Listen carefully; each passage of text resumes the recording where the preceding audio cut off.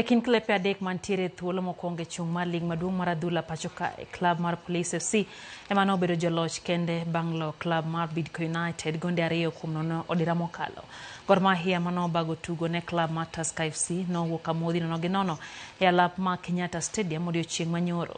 Tusker omako thuolo mar 2 gi points 39 points 4 mbele klab mar Kogalo ma osetugo tugo matin ne Tusker gi Police.